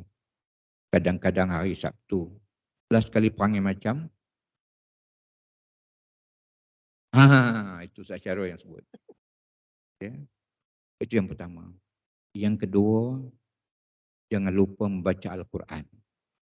Quran sentiasa ada dalam diri kita. Kalau kita tak baca setiap hari pun, bacalah seminggu sekali. Terutama sekali surah Al-Kahfi. Ya, Quran. Yang kedua, majlis ilmu macam ni, jangan kita tinggalkan. Kita sentiasa buat. Sebab kita sentiasa mendapat ilmu baru. Macam hari ini kita dapat ilmu baru. Ya. Yang ketiga, Jangan lupa dalam hati kita sentiasa ada zikir. La ilaha illallah, selawat, subhanallah, alhamdulillah, hasbunallah ni'mal wakil. Itu adalah zikir-zikir yang perlu ada dalam diri kita, yang sentiasa kita sebut. Ya. Yang kelima, kawan-kawan. Pastikan kita memiliki kawan yang baik, keluarga yang baik, pasangan yang baik, anak yang baik, ibu bapa yang baik. InsyaAllah. Kalau ini kita boleh lakukan, percayalah tuan-tuan perempuan, datanglah macam mana sekalipun cubaan, godaan, cabaran. Kita berada di dunia mana pun, dunia dulu, dunia sekarang, dunia akan datang, insyaAllah kita akan selamat. Ya, Allah alam. Terima kasih. Terima kasih kepada Ustaz Wan Akasha. Tersentuh kita bila bercerita berkenaan dengan Palestin. Dan kita semua pada hari ini menyaksikan apa yang berlaku di sana. Dan saya kira tuan-tuan, bicara kita bukan memfokuskan kepada Palestin, namun kita nak mengambil ibrah apa yang patut kita laksanakan di samping kita menyokong usaha-usaha yang dilakukan untuk memerdekakan bumi Palestin. Tapi dalam masa yang sama kita nak mengambil ibrah daripada perkara itu yang kita nak masuk dalam diri kita. Dan alhamdulillah kepada Ustaz tadi beri pesanan kepada kita. Yang pertama, kena pegang kepada dua benda yang Nabi tinggalkan. Al-Quran dan Sunnah. Dan kita risau, mutaakhir ini, sahabat dengan Quran ni agak kurang. Kenapa? Kita banyak bersahabat dengan, kalau kita ada kawan-kawan kita ataupun ustaz-ustaz ada pesan nak tengok orang alim ulama dulu dengan ilmu, dengan kitab, lihatlah bagaimana kita dengan telefon sekarang ni. Orang dulu masanya banyak pegang kitab. Kita sekarang ni banyak masa kita pegang telefon. Hatta walau kadang-kadang dalam tidur pun dengan telefon tu boleh terus bingkas bangun nak jawab apa-apa yang ada di Facebook ataupun ikut timing trendingnya. Ini satu benda yang bahaya. Dan Ustaz kongsikan tadi ada beberapa tips. Ada beberapa tips yang perlu kita jadikan satu panduan dalam kehidupan kita. Yang pertama sekali, tidak lari daripada solat. Ini yang menyebabkan ikatan kita dengan Allah Subhanahu Wa Taala, sang penjaga kita yang cukup hebat. Solat tak boleh tinggalkan. Yang kedua, menuntut ilmu. Supaya agar tidak kita kesesatan. Di alam yang Ustaz ada sebutkan tadi, kita menghampiri satu zaman yang dah berlalu 100 tahun. Tahun depan 2024 adalah cukup genap 100 tahun, maka akan lahir satu mujadid yang baru. So, kita nak cari, kita nak sokong, kita nak follow, kita nak ikut mujadid yang sebetul-betulnya yang boleh membawa kita mengenali Allah Subhanahu Wa Taala. Dan seterusnya, jangan lupa bila mana kita ada ilmu, kena ubat hati kita, kena rawat hati dengan zikir. Dan saya lihat dari sudut treatment ataupun terapi psikologi, Ustaz. Terapi psikologi saya ingat sekarang ni pun dalam dunia psikologi ni macam-macam terapi dia ada. Untuk dapatkan healing, kan orang dapat healing, dia pergi dengan air terjun, mengalim, dia dengar muzik-muzik yang sentimental. Tapi yang kita dapat kajian yang dapati, antara terapi yang paling berkesan adalah terapi ayat Quran dan zikir-zikir. Kalau contoh siapa-siapa ada ikut, yang semalam saya tengok di TikTok, ada budak anak kecil di Gaza yang kena bom tu, dia menangis. Dia nangislah budak menangis. So terapi dia, sebab dia orang tak dapat nak bagi ubat, Ustaz. Sebab ada sekarang hospital pun dah huru-hara semua. Terapi dia ada seorang besar sikit duduk sebelah telinga dia, baca ayat Quran. Tu senyap budak tu. Kalau tuan-tuan ada lalu dekat Facebook TikTok ataupun Facebook tuan-tuan tu, gambar video tu, saya dengar budak tu baca Fatihah kepada si anak kecil tadi, baby saya ingat kecil, dalam setahun 2 tahun dia tu duduk menangis, baca je ayat Quran, senyap. Itu terapi. Dan ini mungkin yang dikatakan oleh guru kita sampai satu masa nanti bila mana kita diuji dengan kedatangan Dajjal, makanan kita adalah zikir. Betul Ustaz? So apa yang Ustaz kongsikan tadi, antara tip yang ketiganya adalah kita kena perbanyakkan zikir agar hati kita tenang, hati kita dapat dilembutkan. Sebab ujian yang kita kadang-kadang hadapi sekarang ni benda yang menyebabkan kita jadi huru-hara, jadi menyebabkan kita jadi tak tenang. Itu antara tip-tip yang Ustaz kongsikan pada kita. Baik, tuan-tuan, saya masih ada lagi 2 voucher. Voucher kembara sufi Ustaz kita ada 2 lagi. Yang tadi yang dah ada empunyanya, Puan Safini tadi. Okay. So untuk seterusnya, hadiah saya tengok dulu. Nak cakap takut tak betul. Tengok. Kita tengok. Confirm. Confirm kan Ustaz? Okey, sama macam tadi. Sama macam tadi, 350 harganya. Okay. So tak ada beza lah. Soalan pertama, soalan kedua harga sama aja. Alhamdulillah. Sah Ustaz betul Sah. Jom kita tengok. Soalan yang kedua. Baik. Baik, soalan yang kedua ialah berikan tips yang telah dikongsikan oleh Sahibul Fadilah Ustaz dalam kita mengekalkan kebahagiaan rumah tangga. Tu. Yang ke orang ni belaka. Saya takut saya memihak. Siapa yang dulu tadi? Orang perempuan cakap katanya. Betul Saya takut nanti saya silap tengok. Okey, kita silakan kepada puan yang mengangkat tangan tadi melambai-lambai. Bismillahirrahmanirrahim. Ada 4 tips. Boleh bagi tahu nama Ustaz? Saya Mariam Binti Muhammad daripada Jabatan Kewangan. Ya. Ada 4 tips yang dikongsikan oleh Ustaz. Yang pertama adalah sabar. Sabar. Yang kedua adalah pemaaf. Yang ketiga bersyukur. Dan yang keempat kita redha. Betul Tahniah kepada Puan Mariam akan dapat membawa pulang pada sesi hari ini voucher sejumlah RM350. Kita letak di tepi ni Lepas ni mana yang kena bagi ke orang lelaki lah pula. Ya, yang soal pun orang lelaki, yang jawab pun orang lelaki, tak dapat. Baik. Saya kira kita dah menghampiri ke penghujung sesi Ustaz. Untuk yang akhir ini mungkin ya Ustaz. Bicara kita cukup pantas, cukup ringkas sangat. Namun walau bagaimanapun soalan round pertama, round kedua tadi kita dapat hayatilah apa yang tip Ustaz kongsikan. Namun untuk akhir ni kita nak dengar nasihat daripada Ustaz untuk kami semua, khususnya di tabung haji yang berada di online pun bersama-sama untuk dapatkan nasihat daripada Ustaz untuk kita bawa balik. Dalam kita bekerja seharian ni Ustaz, kekangan kerjanya kita fahamlah dengan targetnya, dengan apa yang perlu kita tunaikan. Namun dalam masa yang sama tanggungjawab kita kepada keluarga. Dalam masa yang sama juga kita nak jadi seorang hamba Allah yang taat. Amalkan ibadah-ibadah. Ustaz dah bagi tip tadi berkenaan dengan solatnya, Al-Quran dan sunnahnya.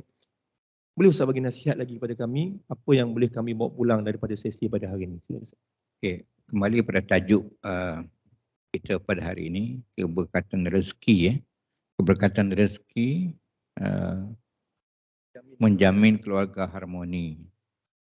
Yang pertama sekali, pastikan rezeki yang kita bawa balik ke rumah kita, daripada suami ke isteri ke, adalah rezeki yang halal.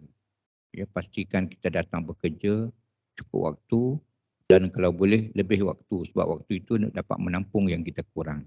Ya. Dan tadi pun PPZ dah pesan pada kita, jangan lupa kita zakat, zakat pendapatan, kemudian wakaf, kemudian sedekah. Itu adalah benda-benda basic untuk menjamin keluarga bahagia atau keluarga harmoni. Itu yang pertama.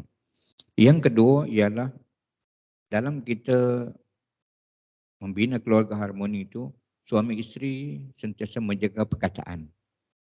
Jangan keluarkan perkataan yang tak baik. Keluarkan perkataan yang baik-baik dalam keluarga, kepada anak-anak. Ya. Jangan kita herdik, jangan kita tengking suami isteri dan sebagainya. Ya. Keluarkan perkataan yang baik-baik. Kalau kita tak mampu nak keluarkan perkataan yang baik-baik, lebih baik kita diam. Itu yang Nabi sebut. Itu yang kedua. Yang ketiga, kita sentiasa memberi, terutama sekali memberi hadiah, terutama sekali kepada iaitu ulang tahun perkahwinan dan hari jadi ataupun hari lahir. Hadiah sebab Nabi SAW telah bersabda, tahadu tahabu, berhadiah-hadiahlah kamu akan menimbulkan kasih sayang dan kemesraan. Yang keempat ialah sentiasa ada sentuhan, maksudnya kita sentiasa salam, cium, ada pelukan untuk anak-anak, sentuhan untuk anak-anak, itu adalah benda yang kadang-kadang kita terlepas pandang. Sentuhan juga adalah satu perkara yang boleh memberi motivasi kepada pasangan kita. Ya. Contohnya kalau pasangan kita demam ke, sakit ke, kita sentuh tu pun dah cukup untuk memberi motivasi untuk dia memulihkan balik kekuatan dia. Ya. Yang kelima ialah kita sentiasa untuk saling memberi kerjasama. Maksudnya sentiasa tolong menolong. Terutama sekali suami dan isteri yang bekerja. Yang datang bekerja ni kadang-kadang kita dah datang tu pagi-pagi dah elakkan daripada kita marah mood yang tak baik daripada rumah lagi. Bangun tidur tu dah kena marah dah. Elakkan sama sekali. Marah kepada suami, marah kepada isteri, marah kepada anak-anak. Jangan. Biar mood kita bangun pagi tu mood yang happy, mood yang positif. Kemudian kalau mood yang tak baik di rumah, kemudian disambung kepada traffic jam lagi dengan ya Allah, bertambah-tambah. Elakkan sama sekali. Sebab kadang-kadang orang mati sekarang bukan mati sebab sebab tadi tension, stress dan kemurungan. Ya. Dan dia boleh menyebabkan lupa. Sebab tekanan tadi ni. Maka kita miss, tertidur dalam kereta ke, tertinggal anak ke, tertinggal isteri ke, tertinggal suami ke. Oh, boleh berlaku, Ustaz? Boleh berlaku. Tertinggal suami ke isteri. Ada. Sebab dia punya mental dah memori dia kita apa? Lost. Adalah dan terjam. Jam. Dan ya akhir sekali, ya. Jangan lupa berdoa pada Allah. Itulah kekuatan kita. Doa adalah kekuatan. Hebat macam mana sekalipun, kita perlu kepada bantuan dan pertolongan Allah Subhanahu Wa Taala. Ustaz Syarul sebut tadi, 90% ya. Di luar kemampuan kita. Contoh hujan, panas. Semua adalah di luar kemampuan kita. Kemudian tengok sekarang, COVID di luar kemampuan kita. Sakit demam di luar kemampuan kita. Hujan panas di luar kemampuan kita. Sebab itulah banyakkan doa kepada Allah Subhanahu Wa Taala. Dan pada hari ini Ustaz nak bagi beberapa doa yang ada sempatan. Okey. Ingat doa yang Ustaz nak bagi ni sentiasa baca. Yang pertama sekali, surah Al-Kahfi ayat 10. Rabbana atina min ladunka rahmah wa hayyi lana min amrina rasyada. Ya Allah, kurniakan kepada kami kasih sayang-Mu dan bimbinglah kami dalam hidup kami dan perkara yang kami hadapi. Surah Al-Kahfi ayat 10. Kau boleh hafal doa ni. Ya, doa yang kedua ialah keluarga bahagia. Ini apa yang Ustaz sebut ialah apa yang Allah sebut. Apa yang Allah ajar pada kita. Dan apa yang ada dalam Quran tu Allah ajar pada kita. Jangan kita tinggalkan. Yang kedua ialah surah Al-Furqan ayat 74. Rabbana hablana min azwajina wa zuriyatina qurrata a'yun waj'alna lil muttaqina imama. Ya Allah, kurniakan kepada kami pasangan kami dan anak cucu kami yang sejuk mata memandang. Jangan lupa doa ini. Yang kedua. Yang ketiga, jangan lupa doa untuk kebaikan dunia dan akhirat. Surah Al-Baqarah ayat 201. Rabbana atina fid dunya hasanah wa fil akhirati hasanah wa qina azabannar. Ya, 3 doa ini yang Ustaz bagi, yang Ustaz ambil daripada Al-Quran, dan kau boleh kita hafal, kita doa, dan kau boleh kita tahu makna dia. Sebab bila kita baca doa daripada makna yang kita tahu, dia lebih feel. Dia lebih kita terlebih hayati dengan doa yang kita baca itu. Ya? Sebab kadang-kadang kita doa banyak tapi bukan daripada hati kita. Tak sampai ke hati. Tapi kalau kita doa daripada hati kita, Masya Allah, percayalah. Allah itu maha pemurah. Allah itu maha penyayang. Allah itu maha pengasih. Allah akan bagi. Tapi kita minta daripada hati kita. Dari ikhlasan hati kita, pengaduan kita kepada Allah Subhanahu Wa Taala. Sebab kadang-kadang Allah nak tengok sejauh mana kita bergantung 100%. 100%. Macam mana pernah berlaku dulu, ada member Ustaz ya. Ini kisah benar. Dia bawa jemaah umrah. Bau-bau ni. Tahulah bau-bau ni umur kan hotel naik harga, flight naik harga. Dia dah booking dah untuk jemaah dia ni. Dekat, tak silap saya dekat 40 orang juga.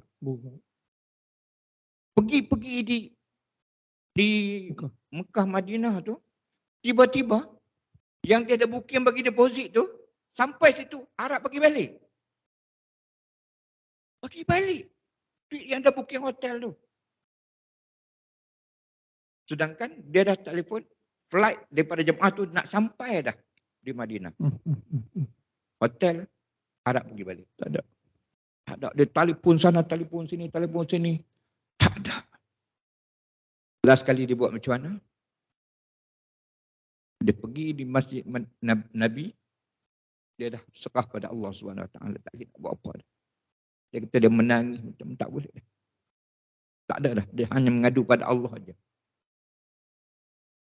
Tiba-tiba dia duduk, dia mengadu, dia menangis itu. Tiba-tiba ada telefon daripada hotel. Ada kosong. Allah. Datang. Kenapa kosong? Sebab pada ketika itu, hotel yang ditempah itu ialah hotel orang Turki yang tempah. Kan pada masa itu Turki ada gempa bumi. Jemaah mereka tak boleh datang. Diisi dengan tadi. Saya kata, ya Allah Rabbi, ya Allah. Hebat. Ini kekuatan doa. Dan ada satu kisah member saya. Dia duduk di Penang. Dia kata, dia anak yang pertama perempuan. Anak kedua perempuan. Anak ketiga perempuan. Anak keempat perempuan. Anak kelima perempuan. Anak keenam perempuan. Perempuan belakang. Lepas tu anak ketujuh, dah pergi cek doktor, tak marah. Memang confirm perempuan. Tak marah. Tiba-tiba dapat anak laki-laki. Ustaz tanya dia apa petua dia. Dia kata dia tidak pernah lupa doa tadi. Surah Al-Furqan ayat 74. Itulah kekuatan doa. Sebab itu penutupnya, berdoalah. Sebab Allah yang kita sembah, Tuhan yang kita sembah ialah Tuhan yang sangat pengasih dan penyayang kepada kita semua. Allah. Subhanallah. Powerful doa ni Ustaz kan. Kadang-kadang bila kita sembang dengan orang, bila kita kata doa ialah doa juga, ikhtiar kena ada. Di situ menggambarkan nampak macam pergantungan tu tidak sepenuhnya lagi. So benda ni kita nak kena hati-hati dalam matlamat kita, dalam pertimbangan kita. Doa adalah satu benda yang powerful, yang mana Nabi pun pernah cakap, ad-du'a silahul mu'min. Ad-du'a itu adalah senjata bagi orang mukmin. Dia bukan kata ad-du'a silahul muslim, bukan untuk orang Islam, tapi untuk orang yang beriman. Kerana orang beriman meyakini bahawa doa yang dia minta kepada yang Maha Pemberi, Maha Pencipta adalah yang sebaik-baiknya. Alhamdulillah, kita telah mendengar kupasan daripada Ustaz tadi, dan yang antara yang Ustaz kongsikan tadi ada 5-6 tips tadi yang kadang-kadang kita terlepas pandang dalam bab Ustaz sebut tadi bersentuhan. Kan Ustaz kan? Saya teringat satu peristiwa, just kongsi sini Ustaz, mungkin Ustaz pernah dengar cerita ni. Pengalaman sendiri saya masa bertugas di Tanah Suci semasa 2015. Pada ketika itu Ustaz, berlaku peristiwa yang kren tumbang tu. Saya bersama dengan pakar rujuk pada waktu itu, Dr. Zulkifli. Kan kita nak buat pengecaman kepada jenazah-jenazah ni. So adalah jemaah kita yang terlibat dengan kren jatuh tu. So dia buat pengecaman. Pengecaman tu dia bawa satu pakcik ni yang dikhabarkan isteri dia terlibat dengan ni. Dan bila pergi nak buat pengecaman tu, jenazah tu tak kenal tau. Sebab dah hancur kan. Muka dah hancur, tak kenal. Tapi uniknya, satu benda yang kita nak kena belajar, bila buat pengecaman, dia pergi satu jenazah ke satu jenazah, sampai satu jenazah ni dia kata ini isteri dia. Sedangkan tak kenal, tak boleh nak tengok muka pun. Dia boleh kenal isteri dia. Jadi bila ditanya, selepas pada itulah, selepas pada sesi itu, dia pun dah sedih semua. Lepas pada itu jumpa balik, tanya dengan pakcik tadi. Macam mana pakcik boleh kenal isteri pakcik? Sedangkan dah tak nampak rupa dah. Pakaian pun tak nampak, duduk dalam plastik bag macam tu. Dia perasan kepada tangan. Sebab amalan dia, selepas isteri dia cium tangan dia cium balik tangan isteri dia. Satu benda yang kita tak pernah terfikir, orang lelaki nak buat benda ni. Tapi pakcik ni dia amalkan dan dia buat, itulah antara Allah nak tunjuk kesan dia. Dia boleh kenal isteri dia dengan tangan yang dia cium hari-hari. Mana Ustaz nak kaitkan dengan touch tadi. Kan kita dalam rumah tangga ni perlu kepada sentuhan juga dan begitu juga dengan anak-anak kita kan Ustaz kan. So zaman-zaman sekarang ni banyak sangat kita hilang benda-benda macam ni. Alhamdulillah apa yang dikongsikan oleh Ustaz hari ini cukup banyak. Terima kasih. Satu nasihat selaku orang yang berpengalaman dari sudut pandang kehidupan, dari sudut alim keilmuannya. Subhanallah, alhamdulillah. Walaupun kita hari ini tidak bersama dengan sparring partner Ustaz iaitu Ustazah, namun hari ini saya kira cukup bermakna dalam forum kita pada hari ini. Kita dapat mengutip mutiara-mutiara yang penuh dengan apa yang kita boleh bawa balik pada hari ini. Dan seperti mana yang kita war-warkan Ustaz, rakan-rakan kita tunggu lagi ni Ustaz. Satu lagi last, voucher kembara sufi kita ni. Voucher kembara sufi kita untuk yang terakhir ni empunya siapa? Nanti kita tengok. Soalan yang seterusnya. Soalan yang seterusnya adalah daripada PPZ. Sebutkan satu projek wakaf yang dijelaskan oleh PPZ bagi bulan Oktober. Oh, orang lelaki dah awal kat dah. Orang perempuan kata bagi Chan. Betul kan? Ya Allah, silakanlah. Bismillahirrahmanirrahim. Assalamualaikum warahmatullahi wabarakatuh. Syekh Hasril Hafizul daripada Jabatan Operasi. Yang diwar-warkan sebentar tadi adalah Surau dan Kafa Asyakirin. Surau dan Kafa Asyakirin. Keramat Wangsa. Surau dan Kafa Asyakirin Keramat Wangsa. Betul sah? Seperti mana yang ada di pamphlet tuan-tuan yang ada kat kursi tu. Maknanya ni bukan bagi saja ni. Untuk bagi ambil je lagi dia buang. Ustaz dan cakap apa ke? Okey. Tahniah kepada saudara Syekh Hasril. InsyaAllah lepas ni kita akan adakan sedikit sesi penyerahan dan akan bawa pulang voucher Kembara Sufi travel and tour untuk package voucher diskaun bagi percutian sebanyak RM350. Jadi saya kira itu saja untuk program kita pada petang ini. Sekali lagi saya ucapkan terima kasih kepada Sahibul Fadilah Ustaz Wan Akasha atas perkongsian ilmu kepada kita pada petang ini. Namun saya kira Ustaz ada sedikit nak menyampaikan sesuatu. Ustaz, saya nak silakan Ustaz dulu kalau ada apa-apa sebelum kita tutup majlis kita. Silakan Ustaz. Okay. Sebelum kita surai, Ustaz ada bawa 4 produk untuk tuan-tuan perempuan pilih pada kali ini ataupun pagi hari ini. Iaitu ada kopi senyum yang kami sendiri yang buat, ya, kopi senyum baik untuk kesihatan kita. Yang kedua, produk cerdik untuk anak-anak belajar. Cerdik. Cerdik, ya. Pil. Yang ketiga, susu yang baik untuk ibu mengandung. Terus siapalah yang ni. Yang mengandung saya. Yang keempat ialah perfume. Ada perfume. Perfume ni istimewa. Dia ada tawaran. Okey. Harga 200 bagi 100 saja. Tu dia special hari ini. Special separuh harga. Untuk tabung haji. Tabung haji. Terima kasih. Terima kasih atas perkongsian Ustaz. Baik. Terima kasih atas perkongsian Ustaz tadi. Maka tuan-tuan bolehlah yang berminat boleh ada di kaunter sana di luar dewan kita. Jadi saya kira sekadar itu dulu untuk perkongsian pada petang ini. Forum kita yang dianjurkan oleh Jabatan Modal Insan. Terima kasih kepada tuan-tuan dan puan-puan yang sudi bersama kita sehingga akhir rancangan. Saya mewakili Jabatan Modal Insan, Cawangan Pemerkasaan Sasiah dan Psikologi mengucapkan terima kasih atas perhatian, mohon maaf atas kekurangan dan saya serahkan kembali majlis ini kepada pengacara majlis. Silakan. Baik, terima kasih diucapkan kepada Al-Fadhil Ustaz Syahrul Azam Arzali selaku moderator kita pada tengah hari ini. Kita bagi tepukan kepada moderator kita dan begitu juga panel kita, jemputan kita walaupun seorang macam berdua aura dia, Al-Fadhil Ustaz Wan Akashah. Terima kasih banyak Al-Fadhil Ustaz. Baik, tuan-tuan dan puan-puan, para penonton yang dirahmati Allah sekalian, alhamdulillah program kita sudah sampai ke penghujungnya. Seperti yang dimaklumkan oleh tuan moderator sebentar tadi, kita dah ada 3 pemenang kuis dan insya-Allah kita akan sempurnakan majlis penyampaian hadiah sebentar saja lagi. Jadi sekali lagi kita persilakan Fadil Ustaz Syahrul bersama Ustaz Wan Akashah untuk kembali ke tempat sedia ada. Silakan.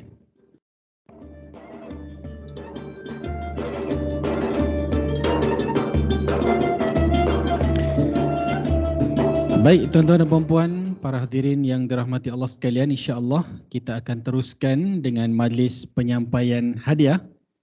Untuk yang pertama, kita nak bagi dulu kepada pemenang, kepada pemenang yang memenangi, yang berjaya menjawab soalan kuis tadi. Dengan ini sukacitanya majlis menjemput dan persilakan bahagia Tuan Haji Muhammad Nobir bin Kasim bersama dengan Al-Fadhil Ustaz Safiuddin daripada PPZ untuk tampil ke hadapan bagi menyampaikan hadiah kepada pemenang. Dipersilakan. Silakan bersama Ustaz Syahrul.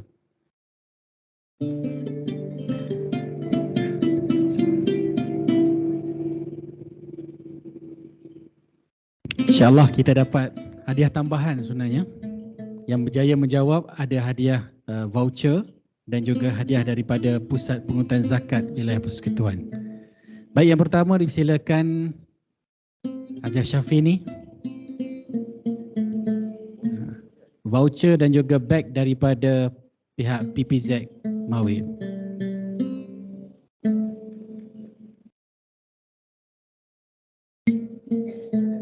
Baik, tahniah. Seterusnya yang kedua silakan Hajah Mariam.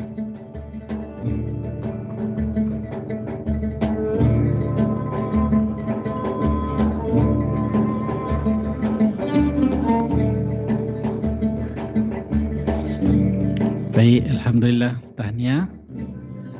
Seterusnya dipersilakan satu-satunya jejaka kita, Syekh Hasril, silakan.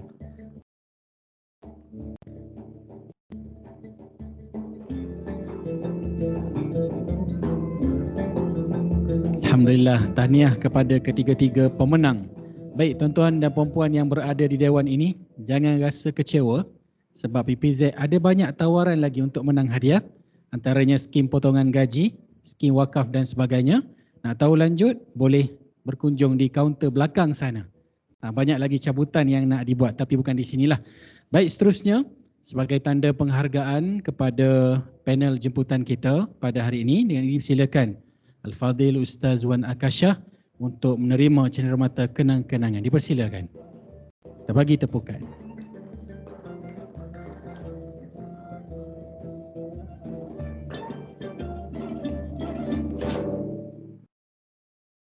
Alhamdulillah.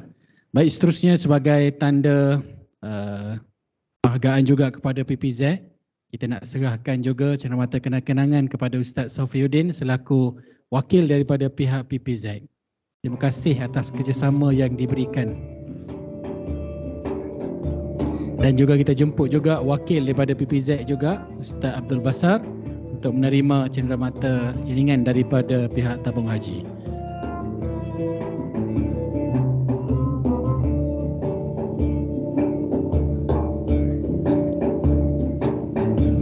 Baik, alhamdulillah, dengan penyampaian cenderamata sebentar tadi, maka program kita sudah sampai ke penghujungnya. Sekali lagi, mewakili pihak cawangan pemekasan sasiah dan psikologi, Jabatan Modal Insan merakamkan jutaan terima kasih kepada semua warga tabung haji yang bersama, sama ada di Dewan maupun secara live di Microsoft Teams. Mudah-mudahan apa yang dikongsikan pada tengah hari ini mendapat sesuatu natijah yang terbaik. Mudah-mudahan Allah sentiasa membimbing kita ke jalan yang diberkatinya, insya-Allah. Jadi sebelum berakhir, insya-Allah ada jamuan disediakan di Dewan. Jadi buat tetamu yang hadir, kita jemput untuk mengambil hidangan yang disediakan. Jadi insya-Allah sekadar itu saja majlis ilmu kita pada tengah hari ini. Marilah kita tutup pertemuan kita dengan baca tasbih kafarah dan suratul As. Subhanakallah wa bihamdika asyhadu an la ilaha illa anta astaghfiruka wa atubu ilaik. Wal 'asri innal ladzina Jadi wallahu a'lam. Wassalamualaikum warahmatullahi wabarakatuh.